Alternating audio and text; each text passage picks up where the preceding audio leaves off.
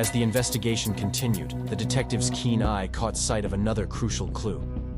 Nestled discreetly behind a grand armchair in the corner of the library was a piece of fabric, dark blue and shimmering under the flickering candlelight.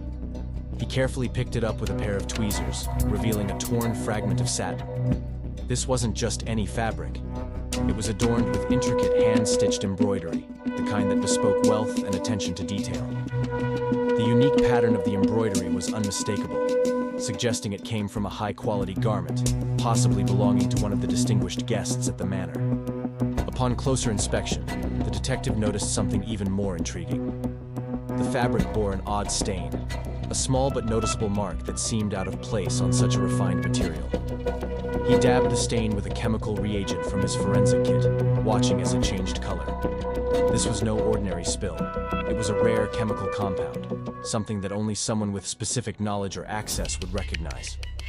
The detective's mind raced with possibilities, thinking of who among the guests could have come into contact with such a substance. As the detective held the fabric up to the light, tiny particles embedded in the weave sparkled faintly. He placed the fabric under a magnifying glass, revealing microscopic traces of what appeared to be soil or dust. This was no ordinary dirt. It was fine and granular, the kind one might find in a specific location within the manor grounds. The guests gathered around, their faces a mix of intrigue and apprehension. The detective explained that this small piece of fabric could be the key to identifying the murderer.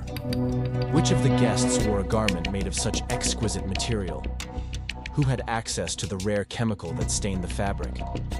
And where within the grounds could this specific type of soil be found? These were the questions that needed answering. The detective urged everyone, and you, our viewers, to consider these details carefully. Could it be Ms. Olivia, the socialite known for her fashionable attire? Or perhaps Dr. Harris, the physician with access to various chemicals? Or even Mr. Turner, the artist, whose work often involved unique materials and locations? Take a closer look at the clues and share your theories in the comments below. Every detail matters, and your insights could help unravel the identity of the killer lurking within the manor's walls.